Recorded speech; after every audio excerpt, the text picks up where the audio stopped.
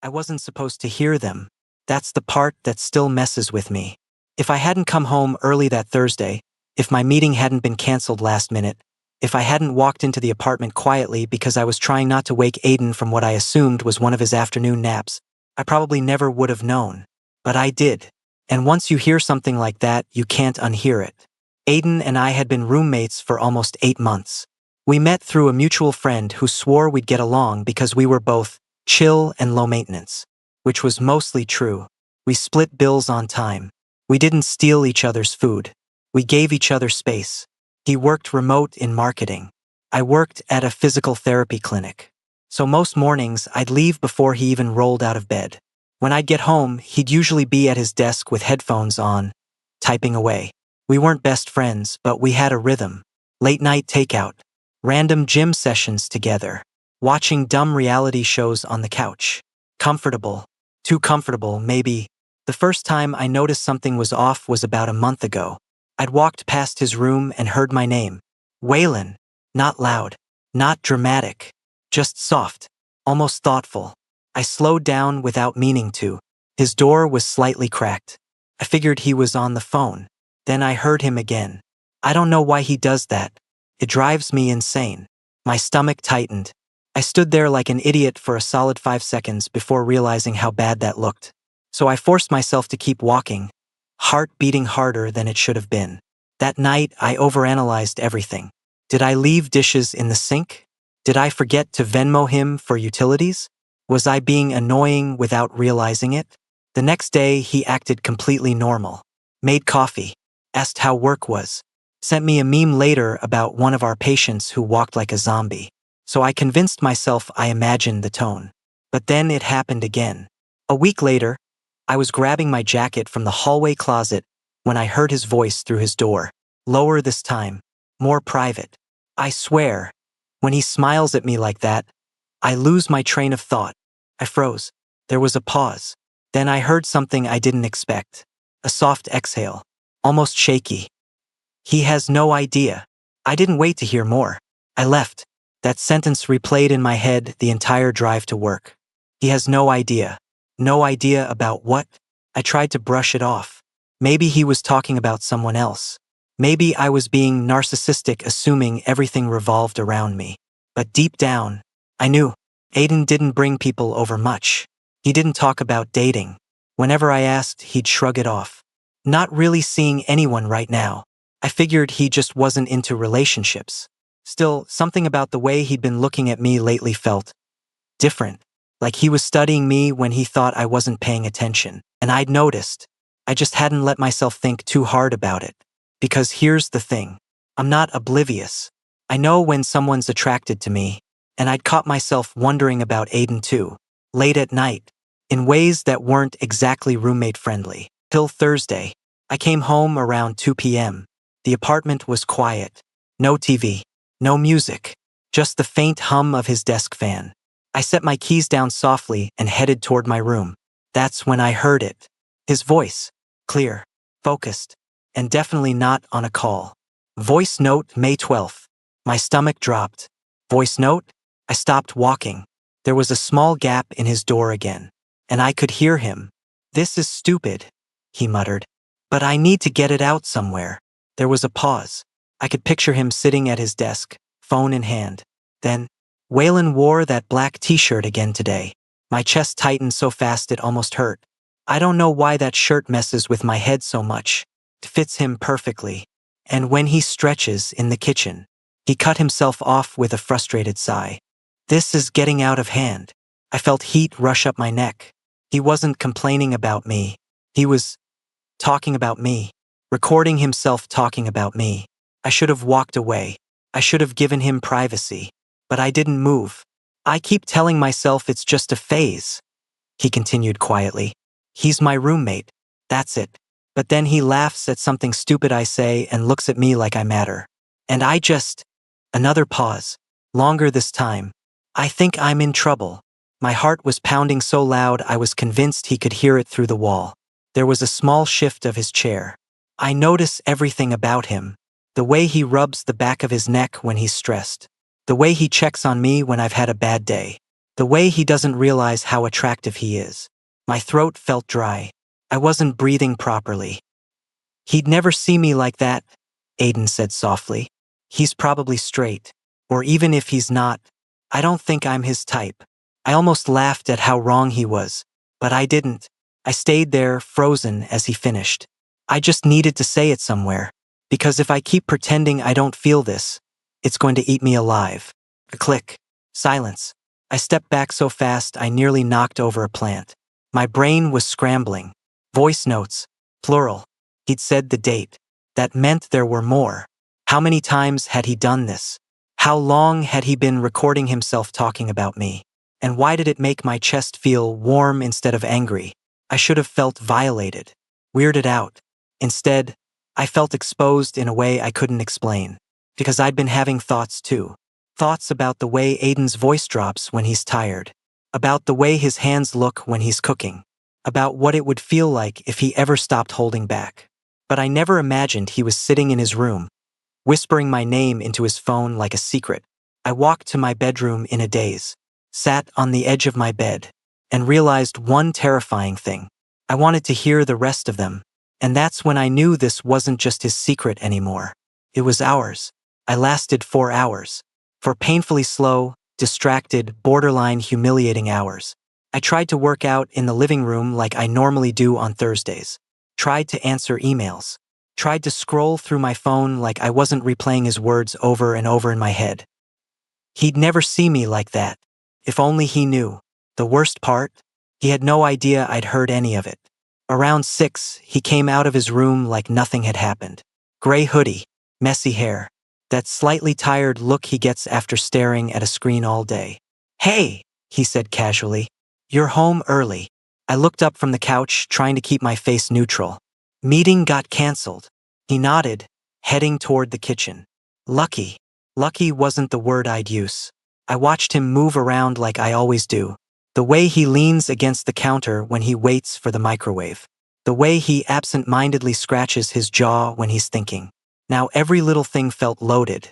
He grabbed a glass of water, then glanced at me. "You good? You're kinda quiet." My heart kicked. "Yeah," I said too quickly. "Just tired." He studied me for a second longer than usual.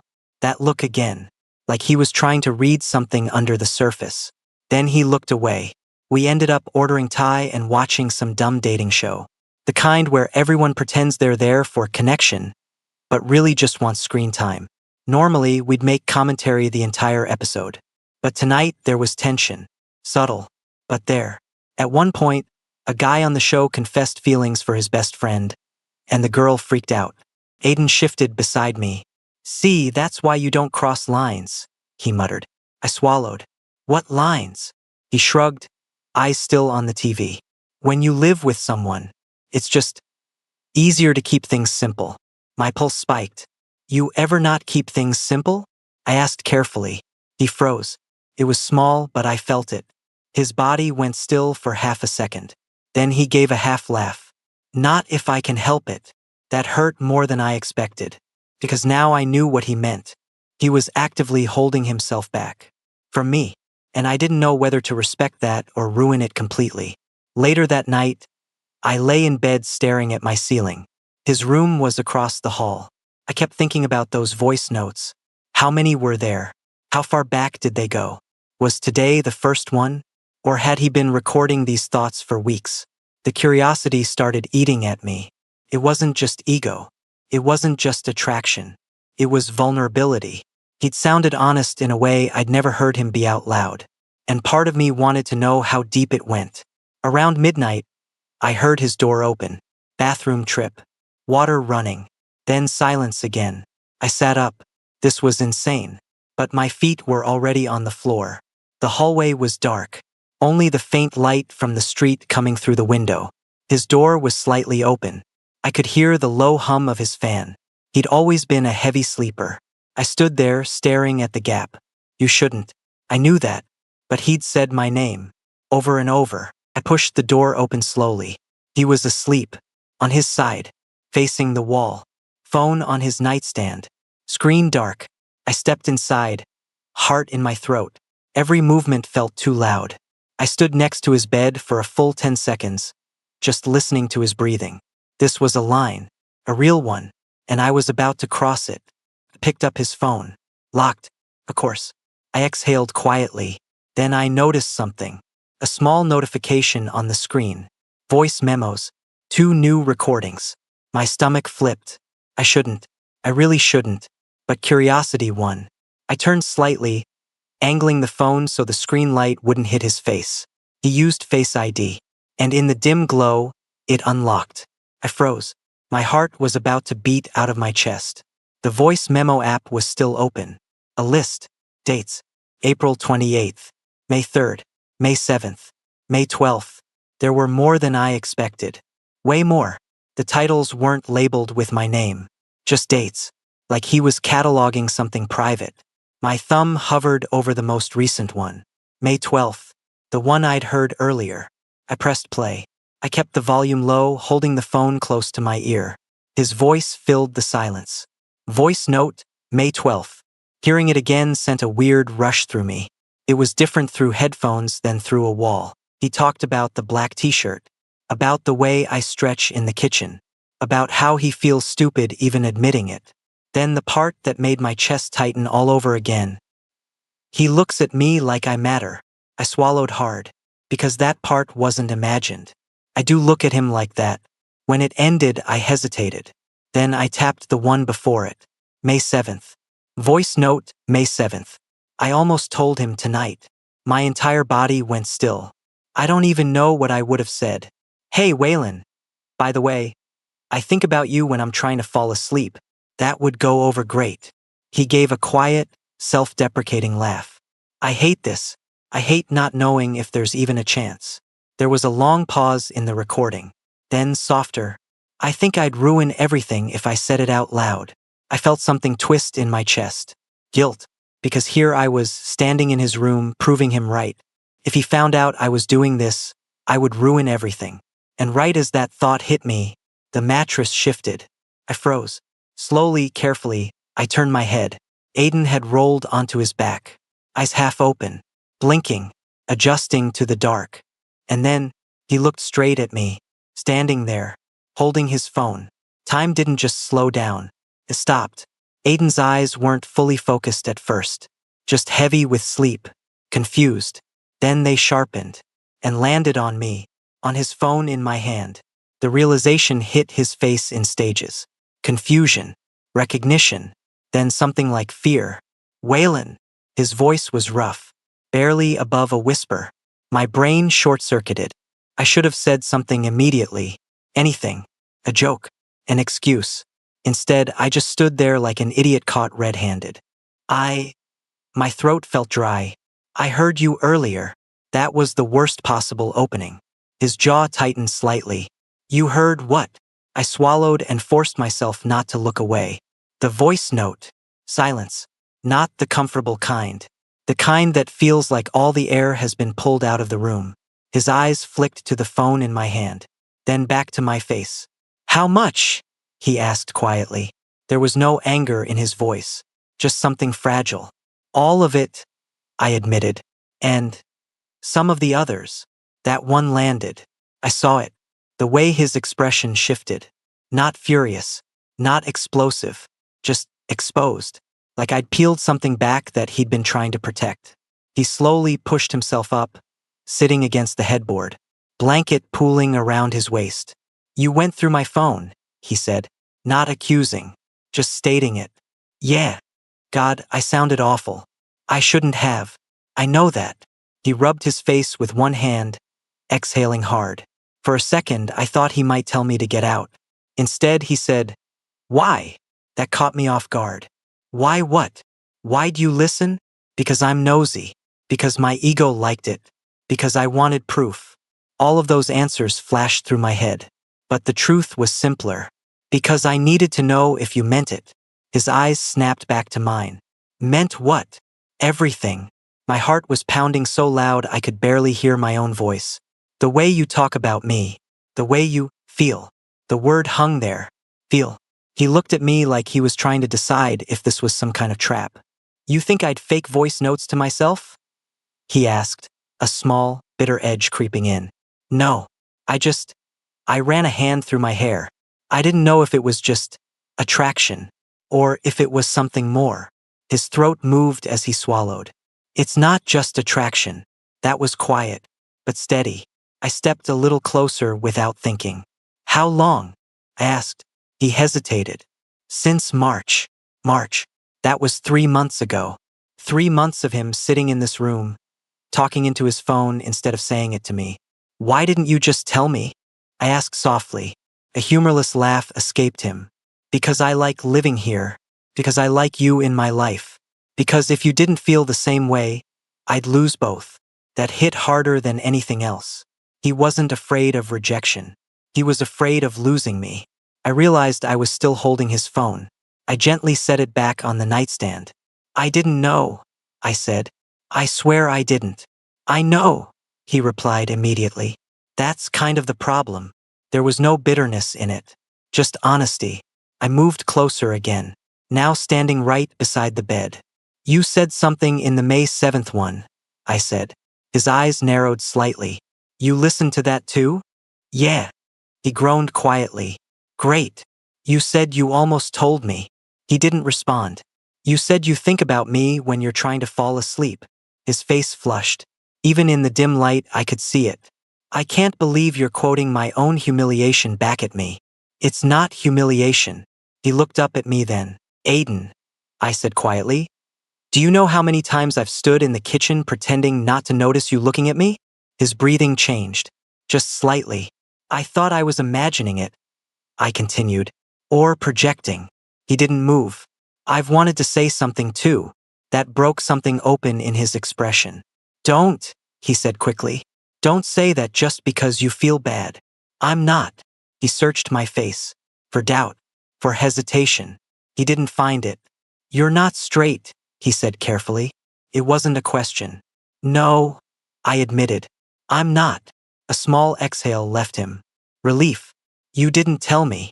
You didn't ask. He let out a quiet huff of a laugh at that. You really listened to all of them? He asked. Not all, I said. Just the last 2. He nodded slowly. There's one from April where I talk about your hands for 3 minutes straight. That made me smile. Your hands are distracting, he added, like he couldn't help himself. Good to know. Silence settled again. But it wasn't suffocating this time. It was charged. He looked down at his lap, then back up at me. You know the worst part? He said quietly. What? I meant every word. And now I can't take any of it back. I leaned in slightly. I don't want you to. That was the honest truth. We'd skipped every step. No flirting phase. No testing the waters. Just straight into vulnerability. I don't want to ruin what we have, he said. I held his gaze. What if this doesn't ruin it? I could see the conflict in him. He inhaled slowly. Waylon. It was half warning, half plea. And before I could overthink it, I closed the distance. Not fully. Just enough that our foreheads almost touched. He went completely still. You don't have to record it, I whispered. You can just say it to me. His breath hitched. And in the space between us, in the quiet of his room, he finally said it out loud. His throat moved as he swallowed. I felt it, because we were that close. I'm in love with you. It wasn't dramatic. It wasn't loud.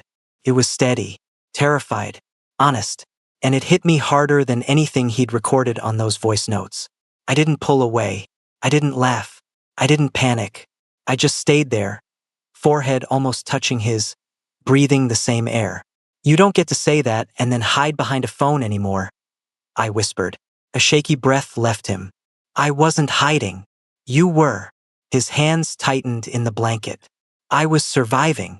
That shut me up for a second. Because I understood that. Keeping it contained, controlled, safe. Loving someone quietly is sometimes easier than risking everything.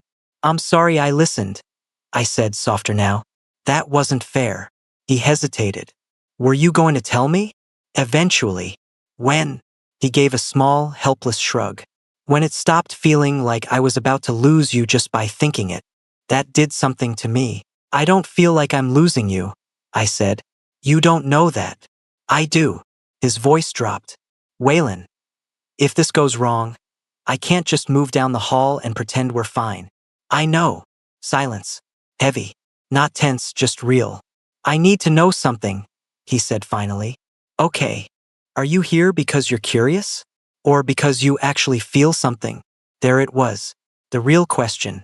Not attraction. Not tension. Something deeper. I leaned back just enough to look at him. You remember in April when I sprained my wrist at work? His brows furrowed slightly. Yeah. You stayed up with me until 3 in the morning because I couldn't sleep. That's not. Let me finish. He did. I kept pretending it didn't mean anything that you sat there half asleep just so I wouldn't feel alone. I kept pretending it didn't mess with me when you check on me randomly during the day. I kept pretending I didn't notice the way you soften when you talk to me. His breathing slowed. Listening. I didn't say anything because I didn't want to make it weird either, I admitted. I didn't know if I was imagining it. A quiet, almost disbelieving laugh left him. You're unbelievable, he muttered. Why? You went through my phone and somehow I'm the one who feels exposed. I smiled slightly. You are exposed. He shook his head. You really listened to me talking about your hands? 3 minutes is excessive, by the way. That earned me a small smile. God, I'd missed that smile. The real one. The unguarded one. Then it faded. Say it, he said. Say what? What you feel. My chest tightened. I could have softened it. Could have dodged. But he deserved the truth. I'm in love with you too. There. No recording. No walls. Just us. His entire body stilled. Like he didn't trust his ears. Don't, he whispered. Don't say that if you're not sure. I wouldn't. He searched my face again. For cracks. There weren't any. Because I'd been feeling it for months too. I just didn't know he was right there with me. His hand moved slowly, carefully, like I might disappear if he moved too fast.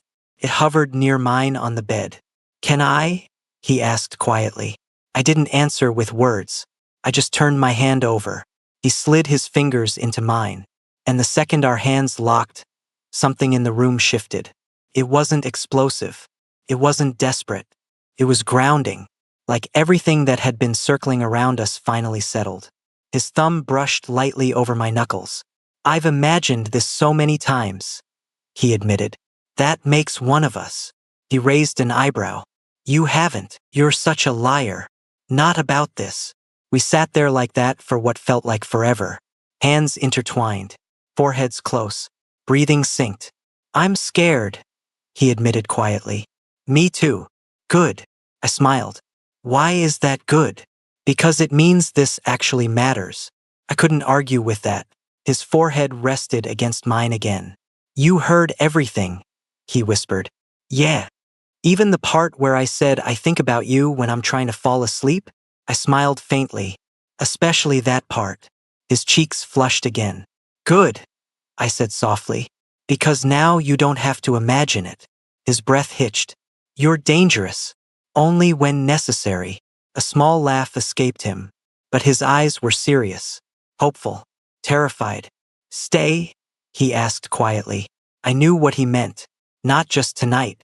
Stay in this. Stay with him. I squeezed his hand. I'm not going anywhere. And for the first time since I heard my name through that door, neither was he. I didn't go back to my room that night. Turned onto his side so we were facing each other fully. The streetlight outside cast faint shadows across his face, highlighting the nervous tension still lingering in his expression. You're not freaking out? He asked quietly. Are you? A little. I nodded. Same. That seemed to relax him. At least we were honest. I keep thinking you're going to wake up tomorrow and regret this, he admitted. I let out a slow breath. I heard you say you think I'd never see you like that, I said. Do you really think I'd kiss you just to experiment? He hesitated. I don't know. I've had a lot of time to imagine worst-case scenarios. That's because you were alone with it. Not awkward. Just adjusting. I didn't realize how much pressure I was putting on myself, he said eventually. Recording those stupid voice notes like they were safer than just talking to you. They weren't stupid. He huffed softly. They were dramatic. They were honest. That landed. He looked at me like I just handed something back to him that he didn't expect to get. You really listened to the May 7th one? he asked again, like he still couldn't believe it. Yeah. You heard the part where I said I'd ruin everything if I told you. I did. And you still came in here. I held his gaze. You don't ruin something by telling the truth. His expression shifted. Less guarded. More open. You know what the worst one is? He said quietly. Which one? April 28th. I raised an eyebrow. What happened April 28th? He looked almost embarrassed. That's the one where I realized I was past just having a crush. Something tightened in my chest. What changed? You were on the couch, half asleep, and you called my name like you needed me. I blinked. I don't remember that. You were exhausted. You just mumbled it. He swallowed. And I remember thinking, I'd do anything if you actually needed me like that. That wasn't lust. That wasn't curiosity. That was love. I do need you, I said quietly. His breath caught again. Don't say that unless you mean it. I mean it. There it was again. That fragile line between vulnerability and fear. You really weren't going to say anything? I asked gently. He shook his head. I had a plan. Oh God, don't judge it. I'm already judging it. He gave me a faint smile. I was going to wait until our lease renewal conversation. If you said you wanted to move out, I was going to tell you before you left. My chest tightened. That's your plan. It was strategic. It was emotional self-sabotage. He laughed softly. Probably. I studied him in the dim light. 3 months of him sitting alone in this room, whispering into his phone instead of risking rejection. And I'd been 10 feet away the entire time. You don't have to do that anymore, I said. Do what? Love me quietly. The words settled between us. Heavy. Real. His eyes searched mine again. You're sure? He asked, barely audible. I nodded. Yeah. He leaned forward, kissing me again. I feel like I've been holding my breath for months, he whispered. Then breathe. He did. Slow. Shaky. Then steadier. That night wasn't about proving anything. It was about finally letting ourselves stop pretending. He fell asleep first, still holding my hand. And for the first time since I moved into that apartment, I didn't feel like we were just roommates. I felt like I was exactly where I was supposed to be. The next morning was the real test, and I had no idea how much it was about to change everything. I woke up before he did. I studied him for a moment. His hair falling into his eyes, his mouth slightly parted in sleep. This wasn't a secret anymore, and that was terrifying. My brain started racing immediately. What happens now? Do we talk about it? Do we act normal? Do we tell people? Do we what? He stirred slightly, brows furrowing before his eyes slowly opened. For half a second, he looked disoriented. Then he saw me, and everything came rushing back into his expression. Oh, he whispered. I smiled faintly. Morning. There was a pause. The kind where both people are waiting to see if the other pulls away. He didn't. Instead, he tightened his fingers around mine slightly. You're still here, he said quietly. Yeah. Another pause. You're not pretending last night didn't happen? I raised an eyebrow. You? No. Then I'm not either. Relief washed over his face so openly it almost hurt to watch.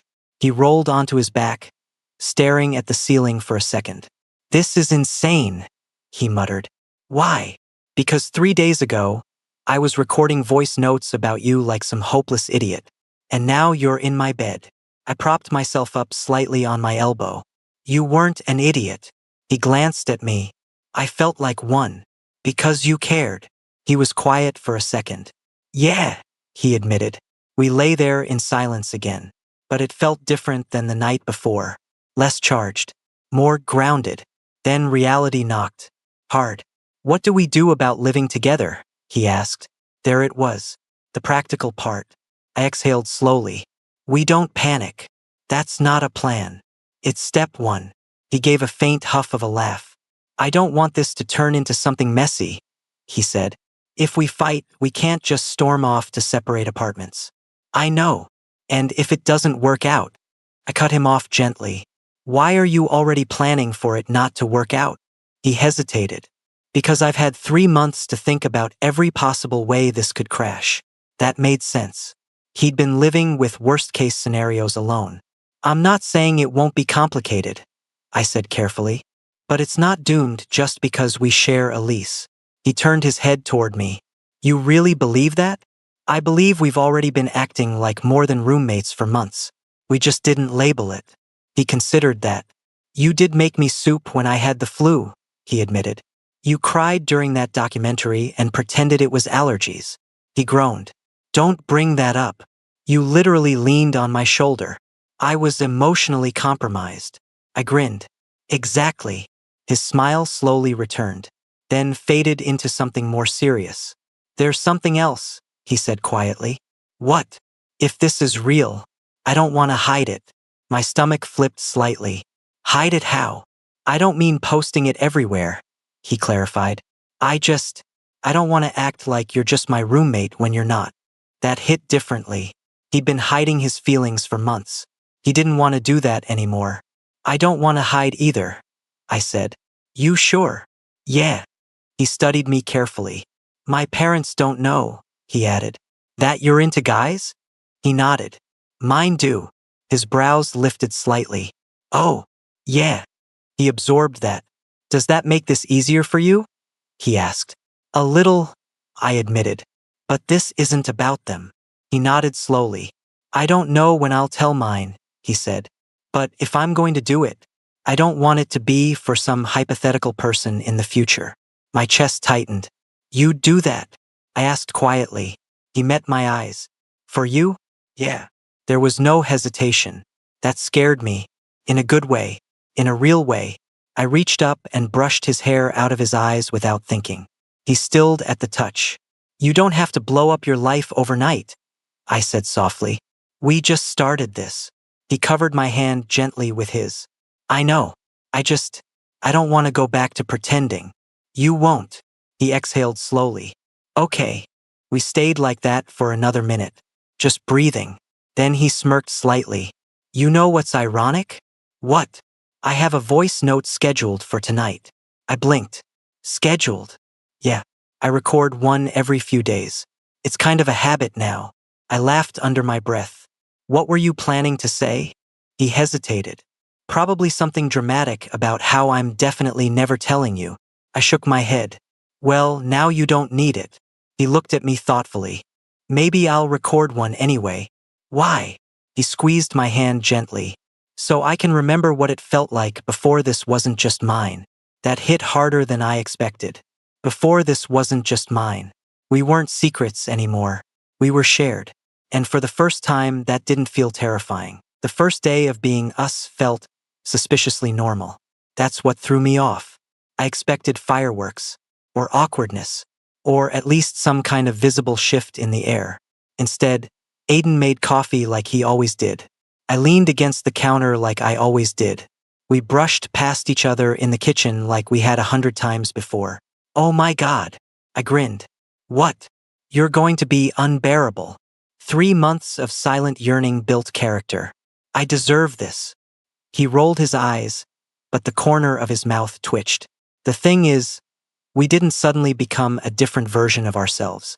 We were still us, still teasing, still comfortable, just lighter, like the tension that had been humming quietly under everything finally dissolved. That night, we sat on the couch halfway through whatever show we weren't really paying attention to. He muted the TV. What? I asked. He didn't answer right away. Just looked at me. Really looked at me. I keep waiting for it to feel fake, he admitted. Does it? No. Good. He swallowed. I deleted them. What? The voice notes. My chest tightened unexpectedly. Why? Because they were written from a place where I didn't think I'd ever get this, he said quietly. I don't want to hold on to that version of me. That hit deeper than I expected. You sure? I asked softly. He nodded. I don't need them anymore. Silence settled between us. Not heavy, just reflective. I was scared you'd think I was obsessive, he admitted. You were, I said honestly. His eyebrows shot up. I smiled slightly, but in a human way, not a creepy way. He exhaled slowly. I still can't believe you were standing there listening. Yeah, not my best moment. No, he said quietly. It might have been. I frowned slightly. Why? Because if you hadn't, I'd probably still be pretending. That was true. We might have stayed stuck in that almost space. What?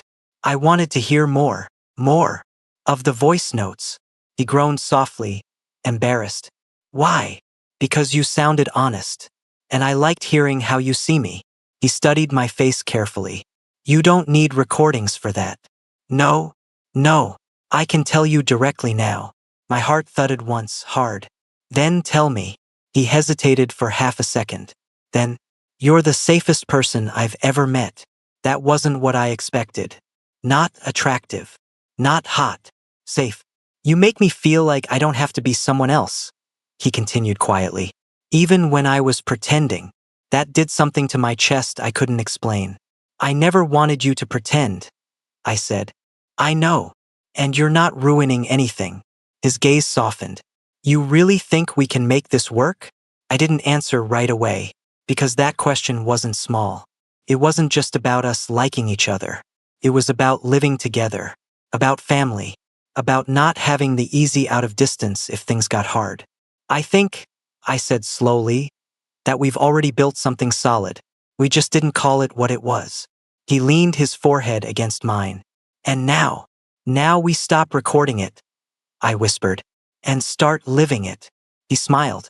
A real one. Not guarded. Not hesitant. I realized something. The voice notes weren't the beginning. They were just proof. Proof that we'd both been standing on the same edge, afraid to jump. Until one night, I heard my name through a half-open door, and everything changed.